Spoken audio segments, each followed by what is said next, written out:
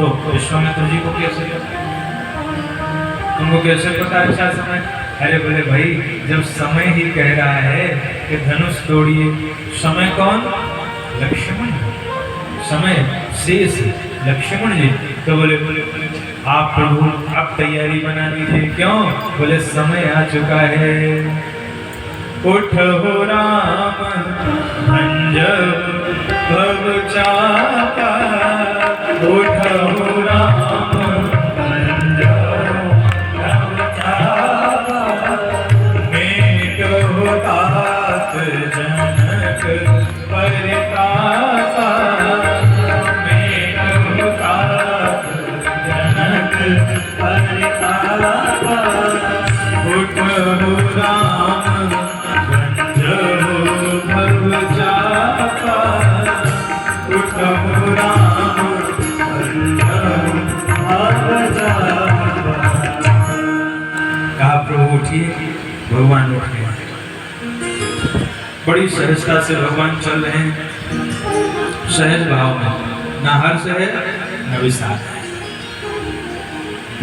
अगर गीता के निष्काम कर्मयोग की सिद्धि करनी हो तो भगवान राम के चरित्र में गीता जी का निष्काम कर्मयोग सिद्ध हो रहा है। कैसे? जनक जी ने भगवान से क्या कहा? विश्वामित्र जी ने भगवान से क्या कहा? उठो राम भंजहु भव चापा, अमेटहु तात जनक परितापा। महाराज उठे और धनुष को तोड़ करके जनक जी के दुख को दूर कर दीजिए। और जनक जी के दूत जब कह रहे थे तो क्या कह रहे थे? जनक जी के दूत कह रहे थे कि जो इस शिव धनुष को तोड़ेगा उसका किशोरी जी से विवाह होगा। ध्यान दीजिएगा, संकेत हमारे किधर। जनक जी के दूत कह रहे थे कि जो धनुष को तोड़ेगा उसको सीता जी मिल जाएंगी, पर विश्वामित्र जी ये नहीं कह रहे हैं। विश्वामित्र जी कह रहे हैं राम धनुष तोड़ करके सीता को प्राप्त करो, ऐसा नहीं। धनुष तोड़ करके जनक जी के दुख को दूर कर दो। यही है भगवद गीता का निष्काम कर्म योग।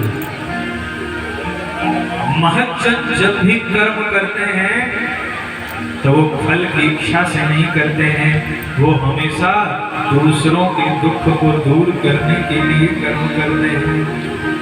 इसलिए विश्वामित्र जी जानते हैं कि भगवान फल की इच्छा से कर्म नहीं करेंगे।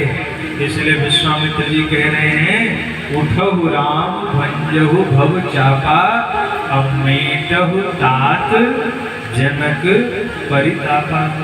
तो भगवान ने सुना फल की इच्छा तो है, कर्मण्येवाधिकारस्ते मा फलेषु कदाचन, कर्म करो, फल की इच्छा तो फल की इच्छा तो है नहीं। इसलिए सहज ही चले, तो कोई लाभ की चिंता नहीं, तो सहज ही चले सकल जग स्वामी, सहज ही चले सकल जग स्वामी, मत मंजू पर जरगामी, मत मंजू पर जरगामी, सहज ही चले सकल जग स्वामी, सहज ही चले।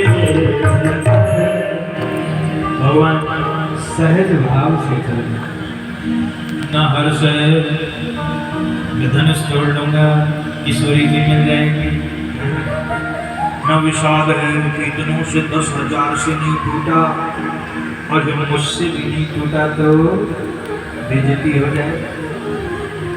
जब हम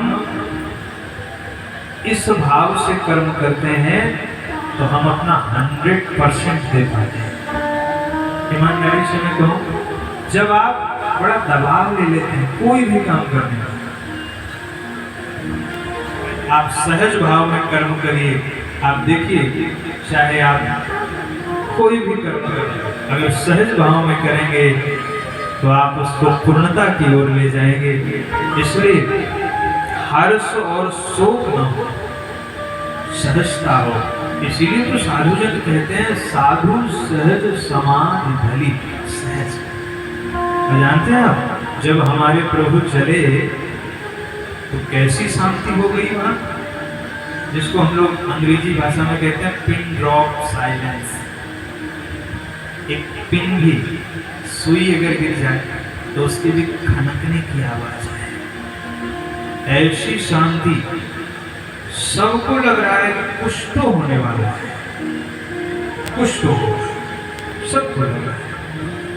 भगवान इतनी सहजता से चल रहे हैं जैसे कोई मतवाला हाथी अपनी चाल से चलता है। मत मन ऊपर तुम हाथी की चाल देखिए, बड़े आनंद में चलता है। ऐसे हमारे ठाकुर जी भी खूब आनंद में चल रहे हैं, वही अपना कर्म कर भगवान चले। और जब भगवान चले तो सुनैना जी को संशय हुआ। मैं विस्तार से इस प्रकरण में नहीं जाऊंगा। एक सखी ने उस संशय को दूर किया। क्या संशय हुआ? सुनैना जी ने कहा, अरे इस सभा की मति मारी गई है क्या? अरे जिस धनुष को रावण बाण छुआ नहीं चाहता, जिस धनुष को रावण और बाणासुर जैसे योद्धाओं ने छूने की हिम्मत नहीं करी, उस धनुष को एक राजकुमार को, एक बालक को दिया जा रहा है। आज क्या हो गया है सबको? तो एक सखी ने कहा, नारायणी, तेजवंत को छोटा नहीं समझना चाहिए। अंकुश कितना छोटा होता है और इतने बड़े हाथी को बस में कर लेता है।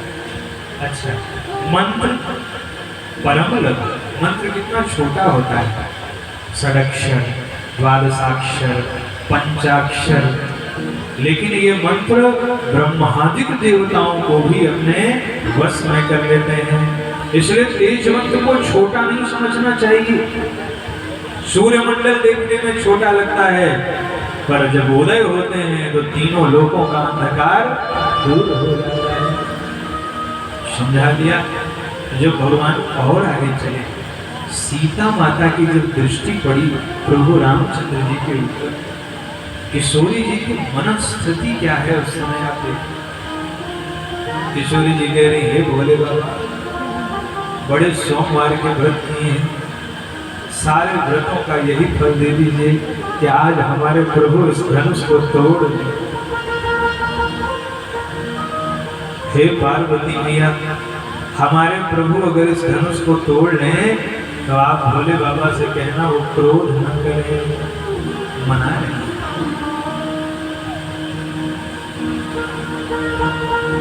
और फिर किसको मना रही है? गणेश जी। गणनायक वरदायक देवा, गणनायक वरदायक देवा, आज लगे तुम सेवा, आज लगे तुम सेवा, आज लगे तुम सेवा, आज लगे तुम सेवा। हे गणेश जी महाराज, आप इस धनुष को हल्का कर दीजिए। गणेश जी ने कहा, हम कहाँ से कर दें, हम तो खुद ही लंबोदर हैं। अरे हम खुद ही लंबोदर हैं भाई, हमारा पेट बढ़ा हुआ है, लड्डू खा खा के हम कहाँ से हल्का कर? नहीं नहीं गणेश जी महाराज, आप हल्के होने की कला जानते हैं। कैसे कैसे माने? अगर आप हल्के होने की कला न जानते तो चूहा कभी आपका भार नहीं उठा सकता था। आप चूहे की सवारी करते हैं, इसका मतलब आप हल्के होने की कला तो जानते हैं। इसलिए इस धनुष को भी हल्का कर दिया। भगवान और नजदीक है। किशोरी जी की व्याकुलता बढ़ती ही जा रही है और अंत में माँ सीता कह रही हैं, हे पिनाक, अब मैं तेरे ही शरण में आ गई, तू ही हल्का हो जा। पिनाक, पिनाक नाम है शिव जी के उस धनुष का। क्या नाम है? हे पिनाक, मैं तेरी शरण में हूं, मैंने तेरी बड़ी रखरखाव करी, तो साफ सुथरा करके किशोरी जी लीक के बराबर कर देती, आज तू भी हल्का हो जा। पिनाक कह रहा है, मां कितना हल्का हो जाऊं, 5 किलो का हो जाऊं, 10 किलो का हो जाऊं, 20 कितना हो जाऊं। तो किशोरी जी को याद आया कि जिसको फुलवारी में ठंडी के महीने में और जिसको फूल तोड़ने में पसीना आ गया था, तो कितना किलो उठा पाएंगे ये तो हो ही जाते। इसलिए मैं तुझे मात्रा नहीं बता सकती, तो कितना हल्का हो जाऊं इन्हीं को लेके, जितना इनके अनुरूप तुझे लगे तो उतना ही हल्का हो जाना, जितने में ये तुझे आराम से उठा सके। ओ हरु रघुपति निहारी, रघुनाथ, माँ मैं हल्का तो हो जाऊंगा पर अपनी गुरता अपनी किसके ऊपर डालूं? सीता जी कहती है जो राजा लोग बैठे हुए हैं इन्हीं को और जमा है, अपना पूरा भारीपन इन राजाओं के ऊपर जमा के और चिपका दे धरती से, और जो मेरे प्रभु को देख करके हल्का हो जा। क्या व्याकुलता है माँ, जो और नजदीक भगवान है। किशोरी जी की आंख से अश्रु प्रवाहित होने लगा और किशोरी जी कहती हैं, आहा था दारुण हठी ठानी, हे पिता आपने बड़ी कठिन प्रतिज्ञा कर ली, क्या अलसी के फूल से हीरे को बेधा जा सकता है? अरे ये तो अलसी के फूल के समान कोमल है और ये धनुष तो हीरे के समान कठोर है, अब मैं क्या करूंगा? सीता जी व्याकुल होने लगी, कभी भगवान को निहारती हैं, कभी धनुष को निहारती हैं, कभी रामचंद्र जी को, कभी पृथ्वी को, कभी धनुष को। किशोरी जी व्याकुल हो गई और भगवान विचार करने लगे कि अब अगर विलंब करूंगा तो इनके प्राण भी जा सकते हैं। का वर्षा जब कृषि सुखाने, समय चूक पुनिका पछताने, इसलिए भगवान तुरंत धनुष को तोड़ने के लिए सावधान हो गए। भगवान ने मन ही मन गुरुदेव को प्रणाम किया है। कि कौन से गुरु जी को प्रणाम कर रहे हैं भाई? वहां से तो गुरु जी को प्रणाम करके चले ही, कहा वहां से विश्वामित्र जी को प्रणाम करके चले थे और यहाँ से वशिष्ठ जी को प्रणाम कर रहे हैं। गुरुदेव वशिष्ठ को प्रणाम और प्रणाम करके शिव जी को प्रणाम किया, धनुष की परिक्रमा लगाई है। सारे लोग देख रहे हैं क्या होने वाला है, सारी सभा एकदम शांत, सबकी दृष्टि भगवान पर है। भगवान ने लक्ष्मण को संकेत किया, लक्ष्मण सावधान हो जाओ, मैं इस धनुष को तोड़ने जा रहा हूं और अगर धनुष को तोड़ूंगा तो जो ध्वनि निकलेगी उससे धरती को कष्ट हो सकता है, इसलिए तू अपने चरण के अंगूठे से लक्ष्मी को दबा ले, क्योंकि मैं नहीं चाहता कि पुत्री के विवाह में मां को कोई कष्ट हो। लक्ष्मण जी खड़े हो गए अपने स्थान पर। लक्ष्मण जी ने अपने चरण के अंगूठे से ब्रह्मांड के केंद्र को पकड़ लिया है और भगवान धनुष को तोड़ने के लिए तैयार हो रहे हैं। बोले भक्तवत्सल भगवान की जय।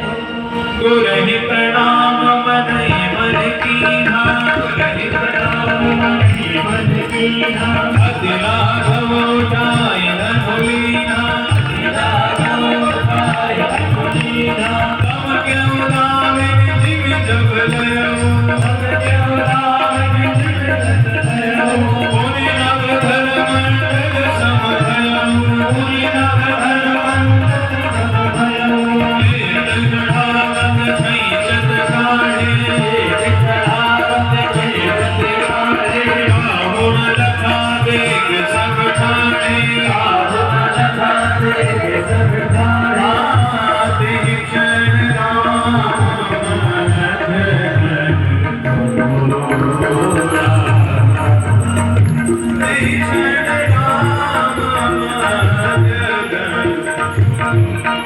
घोड़ा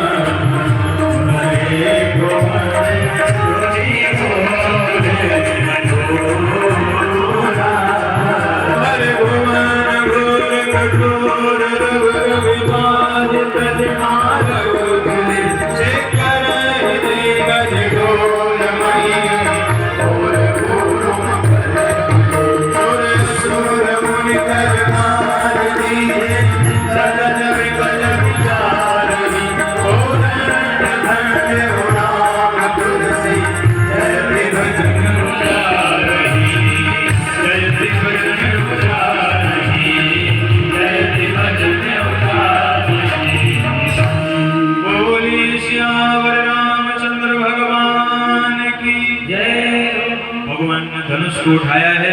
जैसे ही भगवान ने धनुष को उठाया, धनुष की आकृति पूरे आकाश में परिव्याप्त हो गई। भगवान ने धनुष को तोड़ा और जैसे ही भगवान ने धनुष को तोड़ा है, धनुष की टूटते ही वो स्थिति हुई है उस ब्रह्मांड की। वो स्वामी जी तो वर्णन करते हैं कि जब भगवान ने धनुष को तोड़ा, दिगति उर्वयति गुर्वी सर्व पक्वै समुद्र सर व्याल बहिर्ति काल विकल दिग्पाल चराचर। ऐसी स्थिति हो गई, दिगति उर्वी, धरती कांपने लगी। भगवान ने कहा लक्ष्मण संभाल। लक्ष्मण जी ने कहा भैया जब आप ही तोड़ने पे उतर जाओ तो कौन संभाल सकता। लक्ष्मण जी ने चरण के अंगूठे से पृथ्वी को दबाया, लेकिन पृथ्वी जैसे ही भगवान ने धनुष तोड़ा, धरती कांपी। समुद्र का पानी समुद्र की मर्यादाओं को तोड़ करके पृथ्वी को डुबाने, किनारों को डुबाने लगा। तालाब का जल तालाब से बाहर निकल आया, कुएं का जल कुएं से बाहर निकल आया। और जब भगवान ने धनुष तोड़ा तो थोड़े समय के लिए तो शीशनाग भी बहरे हो। जाल बलियों का विकल दिग्पाल, दिशाओं के हाथी व्याकुल दिग्गयंतर लर करत परत दस कंठ मुख भर। और लंका में बैठा हुआ जो रावण है, मुंह के बल राम से धरती पर गिरा। भगवान ने धनुष तोड़ा है और भगवान के धनुष तोड़ने पर रावण लंका में बैठा बैठा सिंहासन से नीचे गिरा। रावण वहां गिर रहा है, भगवान धनुष यहाँ तोड़ रहे हैं। और ऐसा भी वर्णन है कि सूर्य चंद्र सब विमान आपस में टकराने लगे, सारे विमान एक दूसरे से टकराए, क्योंकि ऐसी एक विद्युतीय तरंग निकली कि उस तरंग से सब विमान आपस में टकरा गए। लेकिन किसी को एक खरोंच तक नहीं आई।